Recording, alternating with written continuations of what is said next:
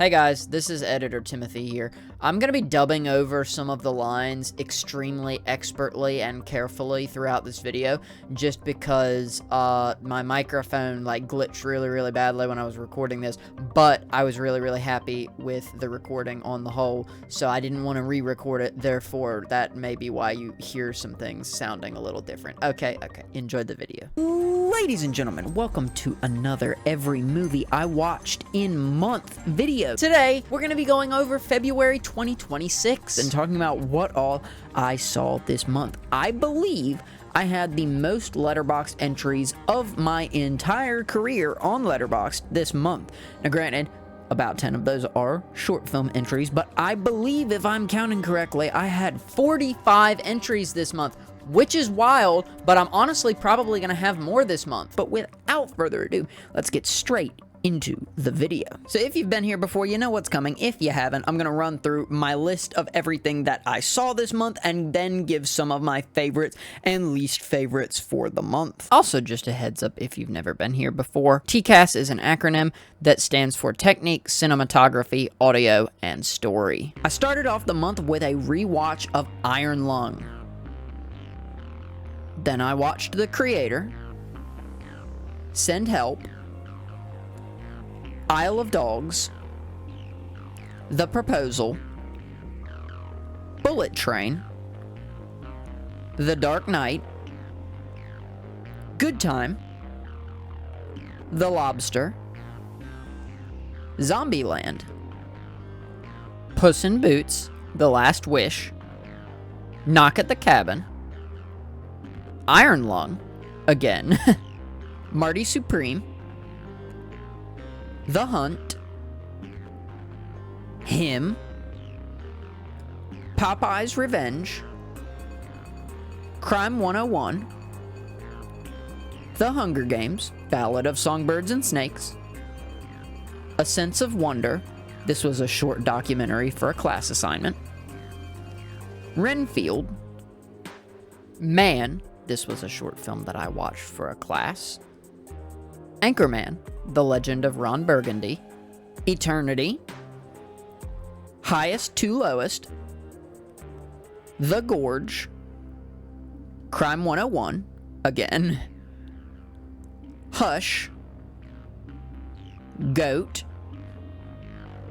American Fiction, The Favorite, Winnie the Pooh, Blood and Honey, The Bad Guys 2, Sick, Raiders of the Lost Ark, and I saw, I believe, 9 shorts from Tropfest, the Australian Film Festival. I watched this on YouTube after the fact. Those short films were Crescendo, No Thank You, We Don't Take Breaks, Unprompted, Faker, Communicate, Tilly, Project Hourglass, The End, and Silent Night. So now that we've gotten through the list of what all I actually watched this month, what are some of my least favorites from the month? I do like to highlight my least favorites of the month, that way maybe potentially you save time and you don't throw them on if they don't sound interesting to you at all. So my honorable mention for this category is none this month. So let's get straight into the list of my top 5 least favorites from this month, starting off with Him. This is a rewatch I just had to include on the list, and with there being no mystery as to where the movie's going, it really falls flat, and I really don't care about most of the scenes. The ending is a little fun, but that was the only thing probably that I'm gonna remember ever from this movie going forward. Number 4 on the list of least enjoyed is Renfield. Once again, this is also a rewatch, but oh my goodness, on a rewatch, the disappointment was immeasurable, and my day was ruined. I remember it being a fun and enjoyable action movie, and I haven't seen it, I believe, since 2023. I didn't see it in theaters, but I saw it very shortly after it came out on streaming, and I did not remember there being an extremely unenjoyable cop B-plot throughout the movie. There is, and it takes up a lot of the screen time, and it's very aggravating because it gets interesting, it gets going, it has some fun action bits, some fun and interesting moments, and really interesting character dynamics between Nicholas Hoult and Nick Cage, aka Renfield and Dracula, but it just sidetracks so often to focus on the really, really boring cop B plot that I just didn't care about and couldn't get behind. Number 3 is The Hunt, and I really, really thought I would like this movie more, but it is supposed to be, I believe at least, a horror comedy movie, and in my own personal opinion, it failed on the comedy front and it failed on the horror front as well. However, it is redeemable for one reason, and one reason only, to me at least, and that is because Amy Madigan, aka Aunt Gladys from Weapons, has one of the funniest line deliveries in a bad movie that I think I have ever seen in this movie. And to me, at least, that makes the movie worth watching, at least once, if nothing else. But it was a pretty bad time other than the scene that Amy Madigan is in. Number 2 on this list is Winnie the Pooh, Blood and Honey.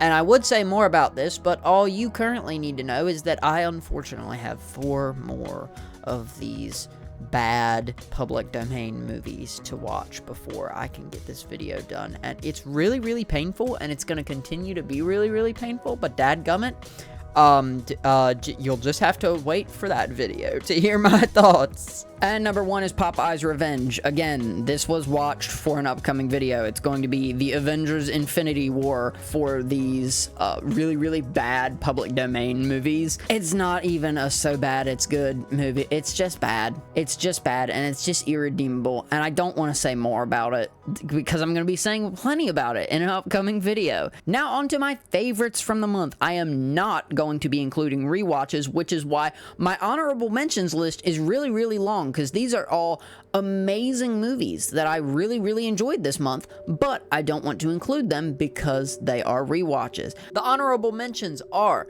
Iron Lung, The Creator, The Dark Knight, Knock at the Cabin, Eternity, and American Fiction. All amazing, but I like to try and give the top 5 slots to new movies or movies that just blew me away on a rewatch. And speaking of blowing me away on a rewatch, Marty Supreme, it just clicked on a rewatch. I thought it was a lot more enjoyable since it was less stressful because I know where the story's going. Still a stressful movie, still a very stressful watch, but it was a great time that I really enjoyed rewatching and thought I got a lot more of out of a rewatch. Number 4 is Send Help. This really grew on me throughout the month. I saw this early in February and I keep thinking about it. I keep going, man, you know, that was really good. That was an enjoyable time. And I was kind of like, this is kind of weird, you know? This is kind of strange. It doesn't feel like a Sam Raimi movie. And then this one scene happens 30 minutes in, and I was like, there it is. I doubt that it's going to crack my top 15 list of the year or even maybe top 20, but this was just a really, really enjoyable time and a good movie that I really enjoyed in theaters. Number 3 on the list is Puss in Boots: The Last Wish, and I was floored by this. I expected to like it, but I did not expect to enjoy it quite as much as I did. I figure you knew I was going to say this, but Death is such a peak DreamWorks villain. He's so good, and he's one of the best designed villains for a kids movie ever. Number 2 is Goat, and I was not expecting to like this as much as I did, but it had a good positive message along with some great visuals and just a fun story that I legitimately feel like even if you're not majorly into basketball, you could still get on board with the story, even if you're not a massive fan of sports or know that much about basketball. And again, positive message, good characters, and a fun story with some really, really great animation and cinematography. What more do you want from a kids film? And number 1 is something I was not expecting at all, but my number 1 slot for favorite movie from this month was Crime 101. And it was not at all a kids movie. This was an absolute blast on a rewatch, and specifically on a rewatch, I do not think the film needed a single second trimmed. And for being Bart Layton's directorial debut, the direction is so confident. He directs like he's been making movies for 10 years. It's so good. And another thing I want to praise very, very much about this movie is the edit is so nice. It just really all comes together and flows and is paced extremely well. It's probably my most unexpected highly enjoyed movie of the year. It's a banger. If you want more in-depth thoughts about that, you can check out my full-length video at the top right of the screen right now. I'll also leave it linked in the description down below if you want to check that out. Thank y'all so much for watching this video. If you made it up to this point, please comment the mouse emoji. I don't know why, just do it. No, seriously, do it. I'm gonna be seeing an actual metric ton of stuff in March. I'm going to be watching The Revenant in IMAX. I'm going to be catching Project Hail Mary. I'm going to be going to South by Southwest, so I'm going to be getting to see a ton of movies premiering and having their world premieres there. I'm very, very excited for that. And if you want boots on the ground updates from South by Southwest, you should probably follow me on Letterboxd because I'm going to be posting reviews for things while I am there. Thank you all so much for watching. I'll see you nerds later.